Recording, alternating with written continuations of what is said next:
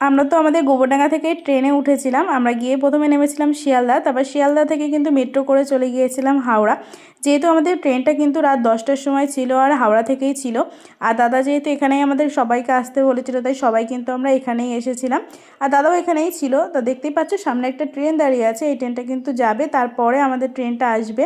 তো দেখতে পাচ্ছ এখন সবাই কিন্তু এখানে বসেও পড়েছে, আমরাও কিন্তু একটু পরে বসে পড়বো, যেহেতু এতক্ষণ টাইম অনেক আগে আগেই আমরা চলে এসেছিলাম। এতক্ষণ কি করব, বসে বসে কোনো কাজ তো নেই।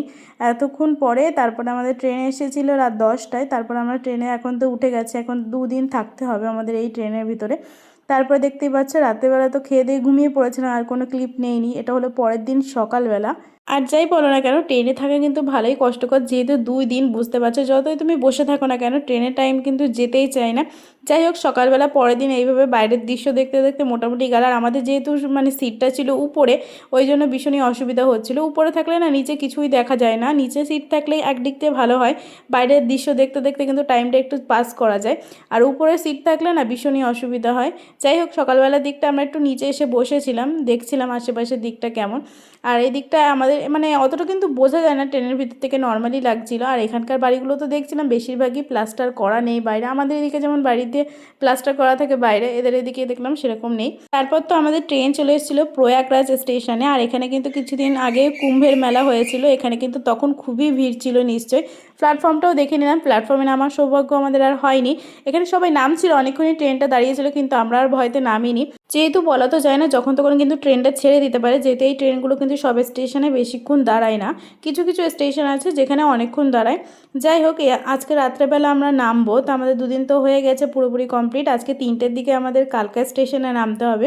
সেই মতো রাতেরবেলা তো খেয়ে দিয়ে একটু ঘুমিয়েছিলাম, হালকা অল্প কিছুক্ষণ ঘুমিয়েছিলাম, যেহেতু নামতে হবে বললামই 3টের সময়। তো এখন তো আমরা 3টে বাজে প্রায়, আমরা নেমে গেছি কালকা স্টেশন। আমাদের ওই পারে নামিয়েছিল, তারপরে আমরা এই পাশে এসেছি। আর এখানে এসে তো গাড়িতে এখন লাগেজগুলো আমাদের সবারই তুলে দেওয়া হবে। আর আমরা এসেছিলাম যাত্রা অ্যান্ড ট্রাভেলস গ্রুপের সঙ্গে, তোমাদেরকে আমি ট্যাগ করে দেবো দাদার অ্যাকাউন্ট, তোমরা চাইলে কিন্তু দাদার সঙ্গে তোমরা কোথাও ঘুরতে যেতে চাইলে কিন্তু অবশ্যই যেতে পারো। তো দেখতে পাচ্ছ এখন আমাদের লাগেজগুলো সমস্তটাই তুলে দেওয়া হয়েছে। আর এদিকে তো এখনও আমাদের টয় ট্রেন আসতে অনেক দেরি আছে, যেহেতু আমরা কিন্তু এবার এখান থেকে সবাই যাব টয় ট্রেনে করে। আর আমরা কিন্তু গ্রুপে অনেকজন ছিলাম, প্রায় 45 জন মতো ছিলাম আমরা গ্রুপে, খুবই মজা হয়েছে সবাই একসাথে।